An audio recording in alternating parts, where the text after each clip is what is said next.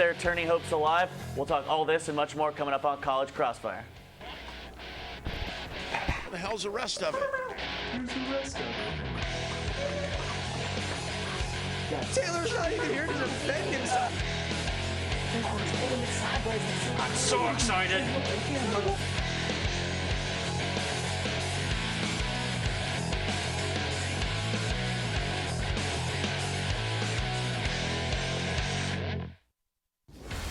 Welcome into tonight's episode of College Crossfire.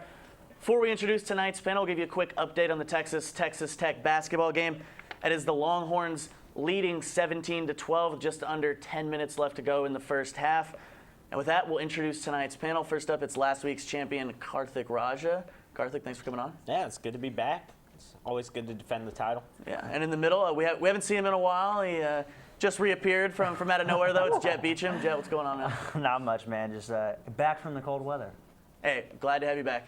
Last but not least, Mark, come on the show way too much, man. But you're back, Mark. This is my spot. We're happy to have you back. You and Karthik, I've been seeing a lot of you guys lately. There we go. It's a good thing, though, right? Yeah, of course. We don't have stuff to do. Okay, so we got a lot of big NFL news to get to later, but we're gonna go to March Madness right now. And first up, the Texas Longhorns. Texas finished the season 19-12 and 7th in Big 12 play. They're currently taking on Texas Tech, as we mentioned right now, up 17-12 in that first round of the Big 12 tournament. So if Texas wins tonight, guys, is that enough to get them into the tournament, or do they need another win in the second round to solidify their tournament ticket?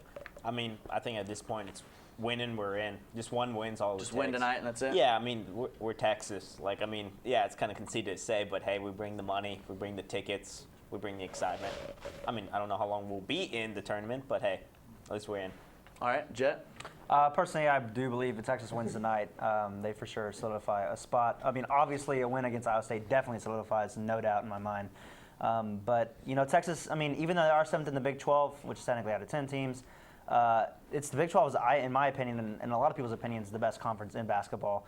It's night in and night out the best conference. You'd never know really who's going to win. And Texas honestly can beat any team in this conference and can also lose any team in this conference. It's just how it works. But I do think they win the night they're in. Yeah, I don't know if any of the top 5 teams in the country are in the Big 12, but definitely top to bottom as far as balance goes. Stacked yeah, when it comes the best to, conference. Yeah. I mean, they have 7, maybe even 8 teams. Well, probably not 8 now with K-State losing tonight, but probably 7 teams that get in. So definitely Texas gets a pass or the edge over a team like Indiana from the Big 10 or something like that. Yeah. Mark, what do you think? Let's just say this. If Texas loses tonight against Tech, they're definitely not making it. If they win, I think they have a good shot at making it, but if they win against Iowa State, they're guaranteed a spot in the tournament, in the dance. I'm not saying it's certain that they would make it into the tournament if they win against Texas Tech, because it is Texas Tech. I mean, they're not really that great of a team. But if they're right now, they're at the 19-win mark. If they beat Tech tonight, they're at the 20-win mark, which is usually the magic number for getting in these tournaments. So if Texas is able to win tonight, I can see them moving on, just because you look at when they played those 4 of the 5 ranked teams, they lost all of 4 of those 5 games, but they were really close in all those games. They lost by combined 22 points in 4 games. So, I mean, that's not really a big margin for 4 games. So I mean, they played well against all this competition, all this good competition. And if you're picking between a team in the Big 12 and the Pac-12, you got to go Big 12. It's just a better conference. So I think Texas should end up getting that spot, but they'd have to win 2 to guarantee a spot. Yeah, and a good thing for Texas, too, is they've gotten hot down the stretch with selections committee. If you struggled early on and you're kind of on the bubble, they're going to go with the team that's been hot. And like Karthik said, not to be cocky, but, you know, they are Texas. So it's like big names get like a half win added to their resume. Definitely. Well, everyone agrees that got to win tonight, and then pretty much they're in for sure. Yeah. But before we move on, what kind of seed, when it's all said and done, is Texas going to be looking at? You can jump in 12. on this first. Yeah. 12? 12, 13. Hey, If we're lucky. So maybe Lucky a number little 12. play-in game? 12 always pulls the upset. Yeah, when it comes I mean, to it that is true. 5-12. The 5-12? Yeah, it's always the upset. Like, my thing is, this might be the year we start making a run, because usually we collapse late, but it's like we're picking up steam at Could the be the end opposite here. effect. Yeah. The only thing I'm worried about is hot teams usually shoot the 3 well whenever they want to make a run, and Texas we haven't does seen not the do that. 3 in like the last 7 weeks. Well, I mean, also the years? 12-5 may not be a bad matchup for Texas, too, because if you can knock off that number 5 team, and if you're an 8 or a 9 seed, then Yeah. you're playing for, because a 9 seed's probably as good as they're going to get. If they get that, they win their first round game, then they're playing Kentucky maybe or someone like Yeah. that. But instead, you're probably playing a number 4 seed. So, 12, like if you want to pull upsets, 12 seed's always the seed you want to go for. all right. So Karthik says 12, 13. 13. Okay, 12. 12. Yeah. All right. Well, no disagreement at all there. It seems like everybody thinks Texas gets the win tonight. They're pretty much in, so I'm going to give everyone a point to start out. And then let's take a look at the conference as a whole now. The Big 12, as we talked about, it's been widely regarded this season as one of the most balanced conferences in the country, maybe even going to get 7 to 10 teams in the tournament. So looking beyond the conference tournament right now, which Big 12 team do you guys think has the best chance to make an NCAA tournament run? Jett. I mean, honestly, I like Baylor. You could say Kansas just because, I mean, honestly, Kansas to me would be Bill Self. But I do think Iowa State has the best chance, really, with Niang and McKay. They're a great offensive team. They're top 10 in scoring. They don't put up bad shots. I mean, honestly, in every single offensive category, they're great. Defense, not so much, but they do not give up that many points, and most of the time it's just because they score so much. So I really do think that Iowa State's the strongest team and the most balanced team in the Big 12, honestly, and I do think that they have the best chance at a run. All right, so you think they're the best built for tournament play? Yeah, I do. All righty, Mark. I know this is kind of like the obvious answer, but I'm going to go with Kansas. I feel like Kansas is definitely the best team in the Big 12. I know they've been struggling a little bit lately, but I feel like that's just because whenever Kansas comes into town or someone goes to Kansas, they're always, whatever team they're playing is always giving them their best effort. They always have a target on their back. So that's going to prepare them well for the tournament too. And then they lost to Oklahoma by 2, and Perry Ellis was out. If Perry Ellis was playing against, and Oklahoma's a good team too. They would have smoked the Sooners. So I would have to say that Kansas is definitely the best team with Perry Ellis. Kelly Oubre is a rising freshman, and then Cliff Alexander. I think they're definitely the best Big 12 team, even though they've been struggling a little bit lately. Yeah, I like Kansas too. And you mentioned the target they always have on their back. It's interesting to see because they're either a first-round exit, losing to some team that they shouldn't lose to, or they're in Elite Eight, Final Four, maybe even championship team. Karthik, what do you think? I mean, I think you have to go Kansas, right? Like, they won the conference. It was a tough conference, and they did have injuries. Like, they were And this was supposed to be the year that they were finally going to get knocked off. Yeah, no, it's like if they keep winning, like the coaching's incredible, and I think that matters when it comes to the tourney. A lot of these guys, like Perry Ellis has been. It feels like he's been there forever, so he definitely knows what this is. He looks like he's been Yeah, there forever. he's like one of those like Greg Oden types, you know. One of the announcers one time, they said Perry Ellis has YMCA basketball. He's a 12-year senior. Yeah, That's he'll what it be there feels forever like. as long as they'll let him stay, and he's just a real solid player for him. Yeah, I mean that's what it feels like. I mean, he at least will be like a calming effect. He's definitely one of the better players on the team. You know, it's like I think that if anybody's making a run in Big 12, Kansas, though, Texas. Like I really like. I've been hard on Texas like my entire time as a TSTV analyst, but it's like, come on, Rick, please, Rick, just give me one See, run. I think you're preaching with your heart a little bit right Yeah, now. no, I mean, Hopeful fan I mean, right here's there. the thing: is like I said, 12 seed. That's the best seed if you want an upset. Yeah. Well, I like Kansas, Karthik, and Mark came with that, but Iowa State, I think they're a sleeper. Last year, I actually had them going to the Elite Eight in my bracket. They didn't quite do it for me, but they've got the same, for the most part, team back this year, and I think Fred Hoiberg's a good coach, and they've got what it takes to. Great coach. I'd love to have him at Texas. Yeah, so I'm going to give Jett the point for Iowa State. Really like that right there. Now, guys, we went from school to conference. Now we'll go from conference all the way back to nation for a minute, look at the bigger picture. Since we won't be able to talk about it next week, give me one team besides Kentucky to watch out for in the tournament. Could be a team that you think is going to make an upset run that's going to be lower seeded, or maybe one of the top tier teams that nobody's talking about. Mark, what do you think? I have to go with Wisconsin. I mean, they were in the Final Four last year. I mean, the reason why Frank Kaminsky and Samuel Decker returned was because they knew that they could win it all this year. And I think they're the only team that I feel like can match up with Kentucky because they're pretty big. They're they would match up well with Kentucky, so I think they would be a good matchup there. And Frank Kaminsky and Samuel Decker know they can win. That's why they returned, and I feel like they have a chance to do that. And Frank Kaminsky and Samuel Decker, they want revenge on Kentucky. Kentucky knocked them out of the Final Four last year to get to the national championship. I wouldn't be surprised if Wisconsin would knock them out and get a little bit of revenge this year. I like Wisconsin. All right, I like that pick. Karthik? I mean, me and Mark have been on the same like wavelength this entire night. I think Wisconsin's like the point college basketball is in right now is the tournaments. Like, yeah, you always have like these Cinderella stories, but like when push comes to shove, you always have like 1 or 2 1 seeds in the Final Four every year. I think Wisconsin's definitely got the talent. I mean, Kaminsky might win the Wooden Award, and they definitely make runs every year. So I think Wisconsin's the guy to watch. Yeah, definitely wouldn't mind seeing a little Wisconsin, Kentucky, one seed, in the Final Four. Like the buzz cuts have been like so you see them all the time. Jett, what do you think? You come up with something different on this one again? Well, I guess I got a sweep because actually pre-show I chose Wisconsin as well.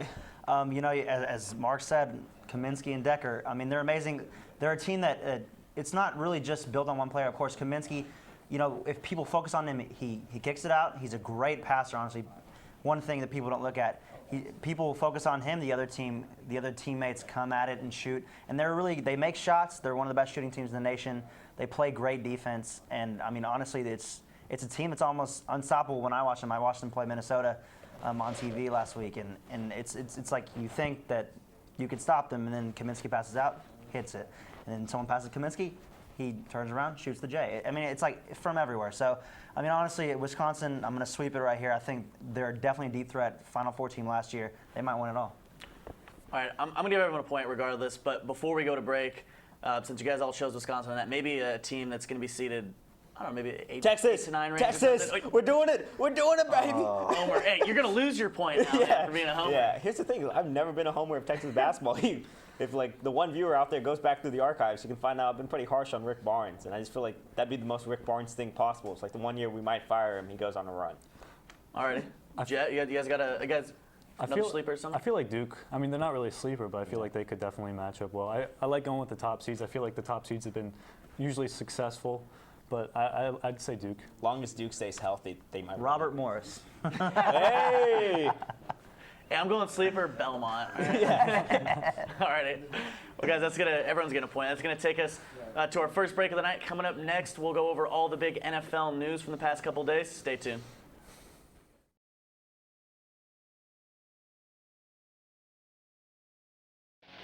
Rolling along here on College Crossfire. Thanks for sticking with us tonight. Here's how our scores look after round one. It's Karthik, last week's champion with 2. Jett topped the leaderboard after round 1. Hey, it's moving day though, man. You know, Yeah, that's true. A lot of game left to be played here in round 2. We still got rapid fire after that. Jett's got 3. Mark tied with Karthik with 2. Quick Texas basketball against Texas Tech score update. It's 22-19 with about 4 minutes left to go in the first half. Let's get into the NFL, guys. Yesterday marked the first official day of the NFL calendar year, and it definitely did not disappoint. There was big news coming from everywhere yesterday when free agency officially began.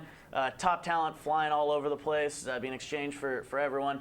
So that leads us to our first 2 NFL questions. First one, though, is going to be biggest surprise news since the free agency period opened up yesterday. Karthik. I mean, to me, it's like I was going to give Chip Kelly the benefit of the doubt. He's carving up cap space. He must be making a move. Sam Bradford's not a move. It's a mistake. Like, I mean, you don't pay the guy that much, and it's like I thought they were going to do something awesome with that cap space. Hey, I'm a Giants fan, so I'm cool with it. But it's like I can't believe they gave the money to Sam Bradford of all guys. And a second-round pick next year, too. Yeah, they're like, I don't know what they see in him. I guess he just wants Heisman winners. So it's most surprising in a negative way? Yeah, definitely. Alrighty, Jett? Yeah, I got it with him. What is Chip Kelly doing?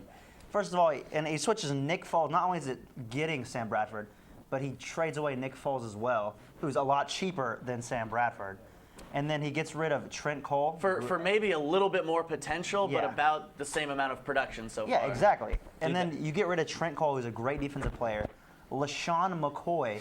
I mean, I get that maybe you're not on the same page and he's not right for your offense. I mean, you get Kiko Alonso, but even the Kiko Alonso thing's weird because he tore his ACL last year or the year before, whatever it was. It's like you're getting hurt players that you think are going to work in a system, and then everyone's thinking that you're going to get Mariota, and then you say you're not going to get Mariota, and then, someone offered you a first-round pick for Sam Bradford today. Like, I don't even know what's going on with Chip Kelly's head, if he's just trying to, bring in his system to the NFL, but I don't know what he's on. He's on something. It's definitely exciting to watch all the moves he makes, and it's going to be boom or bust. It's going to be they're going to come out next year fired up, playing well. They're going to be hot, going to be a playoff team again, or it's just they're going to completely tank. That Mark Sanchez versus Sam Bradford quarterback battle is going to be incredible. Hey, you can't forget about Matt Barkley in there. Oh, Throw him in there. yeah, Cali boy. Cali boy. on. Somebody All right, Mark, what do you think? USC's As surprising as all these Eagles moves were, I'd have to say, I mean, there were reports that LaShawn McCoy was out on the move and also Nick Foles, so that wasn't really much of a surprise to me. As the Jimmy Graham trade to Seattle, I would have not expected that out of anywhere. I mean, Jimmy Graham, I thought he was going to be a Saint for life. He was that New Orleans Saints offense. He was that staple on the offense. I know Drew Brees was probably the main guy, but Jimmy Graham, he's Drew Brees' main target. He's always in double teamed, and which opens up opportunities for other wide receivers. So I think that was a silly move by the Saints because what did they get in return? Max Unger, an all-pro center who only played 6 games last year. So you trade away your best player for a guy who played 6 games and a first-round pick. I feel like that's the obvious Well, the second to bonehead last move. pick in the first round, too. Yeah. Hey, you know Late who else was pick. surprised about that Jimmy Graham pick was Jimmy Graham. I don't know if you guys saw his bio. He changed it to like traded. That's all it says in his Twitter bio now. It's traded. Drew Brees tweeted a picture of his son crying with a Graham jersey. Yeah, I saw that. I did not know that. Throwing some shade on the on the decision there. Yeah. I'm going to give Mark the point on this one for the Jimmy Graham trade. I think that one probably, coming out of the blue, surprised me the most. We kind of knew that Foles might be on the move and LaShawn McCoy. That was surprising too, but I think the Bradford was more like, really? definitely Yeah. After Jeff Fisher Yeah. told him oh he's more of the future. a less surprising. More you're just saying Yeah, that like I second-guessing can't believe the you move. did that in a weird, like that's a bad decision kind of idea. All right, well, I'm going to give Mark the move. Now we're just going to go look at a few of the biggest winners from the last few days since free agency opened. Anybody? One team specifically? Indianapolis Or- to me. Oh. Sorry, Jet. Indianapolis. Jumping on there. My bad. I was pointing at you though. Yeah. Definitely Indy. Andrew Luck, of course, he's still new, but he's actually getting to the point where he's becoming a great quarterback. He sometimes in the playoffs he doesn't play well. He's really either a hit or a miss in most games. Mostly hit, not miss. Sorry. To one of the best young quarterbacks in the league, and they get Frank Gore, who's going to help out with the rush game, which is something they've needed for forever. And then he brings in Andre Johnson as well today. It's going to be a great veteran wide receiver who's, obviously one of the most productive receivers as he's been in the NFL. And then Trent Cole on D. I think the Indianapolis Colts definitely stacked up with great veterans that are really going to help Andrew Luck shine. Yeah. Mark, what do you think? I'm going to have to go. I hate to sound like a broken record, but I have to go with the Seahawks. They traded a guy who only played 6 games last year for an all-pro tight end who's probably one of the best tight ends this game has ever come to see. And if you think about it, Russell Wilson's never really had an offensive weapon. And now that he has that, think about how good the Seahawks are going to be. They were one play away from winning a back-to-back Super Bowls. Think about it. If they were throwing the Graham on that play instead of Lockett, they could be back-to-back champs. So True. I feel like Seattle lacked on offense, and they made some moves, filled that hole, and I think I have them as the favorite to win the Super Bowl next year. Alrighty. Karthik? I think it's Indianapolis when it comes to winners because of the free agency. And the Jimmy Graham move was huge, but it's Indy shored up some offensive line depth. They brought in a running back, which had been a problem for them. They brought in Andre Johnson, who I think will contribute at a pretty high level this year. And they re-signed their Pro Bowl safety. They signed another safety, which was huge for them because they did not have any depth there. I just think Indy really did a good job of maybe they didn't have a blockbuster move, but a lot of small moves matters a lot more, I think, in football than the one big move. Yeah, I think Indianapolis got a lot of big names, which doesn't always necessarily in the NFL translate into Super Bowl championships. Most of the teams that we've seen win Super Bowls, at least the last 5 years, between Packers, Patriots, Seahawks, Giants, Ravens, they've all rebuilt through the draft. So we'll see if Indianapolis can continue to do that. But I think the moves that they made right now, they've got a solid nucleus right now. Around Andrew Luck, sprinkled a little more, Yeah. a little more free agent talent They're on one of the there. favorites in the AFC now, though. They were a favorite in the AFC last year. AFC's not really that tough. I don't know if Frank Gore is. I think he's probably past his prime, honestly. Yeah, he still rushed for 1,000 yards last year. So in the for Frank Gore, shotgun, it's kind he's one of the of a best wait and see running till he doesn't do it kind of thing. This guy was handing off to Trent Richardson. If you get 900 yards out of Frank Gore, Andrew Luck's naming his first kid Frank. All right, well, I'm going to give Jett and Karthik the point here for the Colts. Seahawks definitely did get better, but I think as an entire team, the Colts put themselves in a position and now look like one of the favorites to start the season in the AFC. Yeah. So good NFL discussion, guys. Now we're going to go to end round 2 with a little NBA talk. The regular season coming to an end in the next month. We're going to take a look at the ultra-competitive Western Conference, and I want each of you to give me your favorite in the West as things stand right now. Mark. I just have a question. Why was the Lakers picture on that thing right there? Because I don't think the Lakers are. I mean, aren't they already eliminated from the playoffs? They're my favorite team to make fun of. Oh, Hey, whoa. Hey, that had nothing to do with me. Well, no, I'm going to shock a little bit of people. I'm going to go with the Memphis Grizzlies. I know they're the #1, 2 seed, but they're completely under the radar. I mean, they've only lost 18 games this season.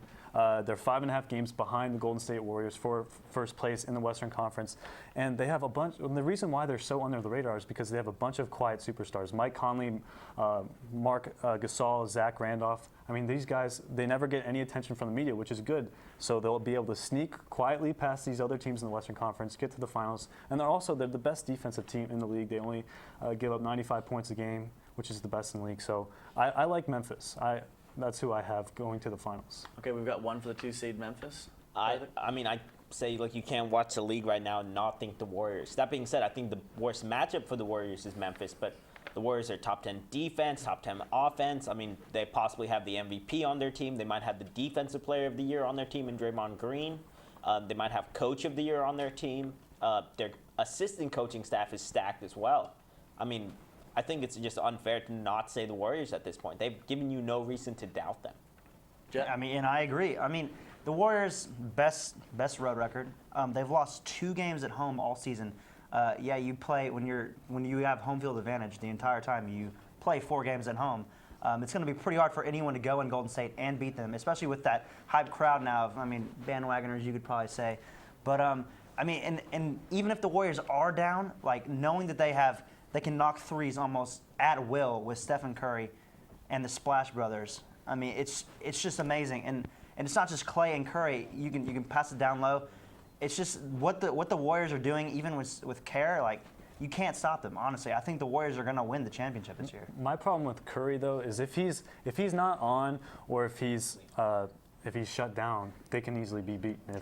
If Zach Randolph or Marc Gasol or Mike Conley, one of those guys gets shut down, there's still other people to go to on that team. It's like pick your poison with the Memphis Grizzlies. Have we seen Steph Curry get shut down this entire Chicago. season? We haven't yet, but the NBA comes down to playoff basketball, and it's a different style of basketball being played in the playoffs. And I don't know if the Warriors' brand of basketball quite translates well enough into the playoffs honestly yet. think, We're a little bit about inexperience with both teams, though, honestly. I mean, honestly- Memphis was in the Western Conference Finals a couple been in years there. ago. I mean, Warriors have I mean, I gone a honestly couple thought they were going to beat the runs Spurs that- that year. I mean, honestly, I think the X factor is like how well Draymond Green has been playing. He's my Defensive Player of the Year. Like, he's the anchor of this defense. I think it'd be fun to see both those teams in the Western Conference Finals, and we'd guarantee ourselves a team that's not the Spurs in That'd be nice. in the finals for the first time in a couple years. Oh, but Praise God. I will say this though: my second favorite to win the West is the Thunder. Okay, I like that Well, pick. starting at a late seed too, I think people are going to underestimate him. He's right. Yeah. Thunder and the Spurs, I think, are both good You know, I'm sleeper always picks. in on the Spurs. Yeah, always in on the Spurs. You can never count them out until they finally You can't count until they finally have a season Yeah, where they you don't do it. I'm going to give Mark the point for the Grizzlies on this one. And it's going to be time to take our final break of the night. Don't go anywhere, though. Coming up next, we'll crown a champion between these three in our rapid fire round. Stay tuned. Thanks for sticking with us tonight here on College Crossfire. This is how the scores look before we head into our rapid fire round. It's Karthik, last week's champion with, I believe you have 4. I believe it's actually all tied up at 4 it's right now. all tied up so. for rapid fire. Yeah, definitely. So no need for a score update anyway. But guys, for our first rapid fire, we thank Manny Pacquiao. He's currently preparing for his long-awaited bout with Floyd Mayweather Jr. in May. But on ESPN's His and Hers show this morning, Pacquiao had some interesting things to say. He said that he thinks female MMA champ Ronda Rousey is strong enough to beat Mayweather in an MMA fight. Would be pretty interesting to watch that. But what do you guys think about Pacquiao's comments here? We're gonna take one from Sports Nation's book. Shut it or shout it. Anybody?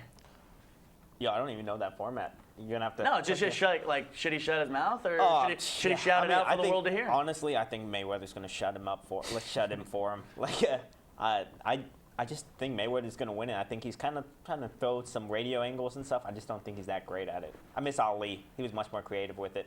Well, and if I'm Pacquiao, I don't think I need to give Mayweather any other reason to want to kick my butt. I mean, I think Mayweather's gonna win it. So what does that say? Ronda Rousey's gonna do to Pacquiao. That's a good one, Jett. I mean, I say shut it. I mean, Floyd Mayweather is like one of the greatest trash talkers out there. Manny Pacquiao is not going to be able to even get on his level, so don't even bring it up. And it's not even true. Like, think about Ronda Rousey, of course. her game's all submission, so she'd have to get to Floyd. I think Floyd throws one hook and she's on the ground, honestly. So, Well, hey, and she may be say strong, something. but Floyd's quick. and think about her about trying to to say something. think about her trying to get around that bicep. You know what I'm talking? No. I don't see why his boxing strategy of just dancing around the ring wouldn't work in the octagon either. I mean, it probably would. I mean, All right, Mark, what do you I think? just want to say I wouldn't want to get in a fight with Ronda Rousey. She would definitely kick my butt. But I think she'd kill me. I think Pacquiao should keep his mouth shut. I mean, it was good to keep it going like before the fight just to get Mayweather the fight. But I think actions speak louder than words, and I think he should just stay quiet and just like beat him and then say "I told you so" Yeah. afterwards. I feel like that's the best way to go. All right. Everybody knows both guys don't like each other. Like, no point putting fuel in the fire now. Wait till afterward and then gloat and stuff. It's always fun. It's always trash talk, safer. but I feel like the more humble thing to do is to say it afterwards. So everyone's saying shout it? Yeah, I mean, no, I'll say shout it. I'm kind of tired. You can't take it back now because you think I'm going to give you the point for Well, no, it's like, disagreeing here. it's like I think it wasn't a smart move, but I'm also like I tend to always like it when athletes talk because like the media these days like loves to shut it up for them. It's like more fun that way. All right. If I'm Pacquiao, I shut it because I'm not trying to get my butt whooped on national television. Well, we're going to move on to our second rapid fire. I'm going to give no points on this one, just Oh, because. man. What's the point of giving 2 to everyone? Same score either way. We're all tied at 4. And for this second rapid fire, it's a Crossfire tradition that we throw into the show every year leading up to March Madness. And since we won't be able to get to it next week with spring break and all, we're going to do it now. Guys, best March Madness moment. The moment when Javon Felix walks across the stage and then he gets a handshake and the diploma, that was my favorite match moment. That's May Madness, man. Hey, you never know. All right. I have to go with Jimmy V in the 1983. Man, you NCC. weren't alive. You weren't alive. Get out of here. I You watched don't 130 need to for be 30. hey. You watched 130 It's an for 30. inspirational story, okay? I can like my story. I love Remember the Titans, but I wasn't alive when Remember the Titans happened, okay? I mean, I just think knowing what Jimmy V's done to future in the cancer stuff and just knowing, like, that whole inspirational speech and everything, it gets you pumped. And just knowing that he brought a team of, that people didn't believe in, and he gave them something to believe in, I think that's one of the greatest moments. Let's go. Yeah. Mark. Well, I'm gonna go with the moment that I actually like watched personally in my life. I'm Shots. I'm gonna say the Butler Bulldogs. Gordon that's my Hayward actual shooting the pick. buzzer beater to almost. They did sports science about it. If he was like 0.5 inches to the left, it would have gone in to beat Duke in the championship. I feel like that was such a great story with Gordon Hayward, Matt Howard. That was such a fun team to watch. And then Gordon Hayward goes to the draft, and then they go to the championship next year. So I have to go with the Butler Bulldogs as the Cinderella team. That's my favorite sports moment that I've seen in March Madness as well. It was just such a cool moment. There's such like 'Cause you back never before heard I went of to Butler. UT. Yeah, before I went Now to everyone UT. knows who Seems like Butler on is. Hayward's Yeah. last second shot from half court, the time just went It- so it slow. was in Everyone there was so I know. long. I was praying that it was gonna go in. That would have been the that would've coolest been thing. That would have been Butler the wins coolest ending on a ever. half court shot. Oh man. Greatest of all time. And they were playing in Indiana. That was the best thing about it. Yeah, it was In the Hoosier Stadium. Yeah, I think I'm gonna give Mark the 2 points on that one. And guys, for our last rapid fire round, we're gonna need to go through this one real quick. Oh, all right, we're actually gonna have to stop. No. Getting word in from the producers, we're out of time. Jackie Mark, Moon. thank you for coming on the show. Jett, Karthik, thanks for coming on, guys. We're going to take a 2-week break. Mark is your champion this week. I'm sure he'll be back. When we come back for spring break, for everyone in Master Control, the studio, the panel, and myself, we'll see you all in 2 weeks. Hey, Have the a good white break. guy did.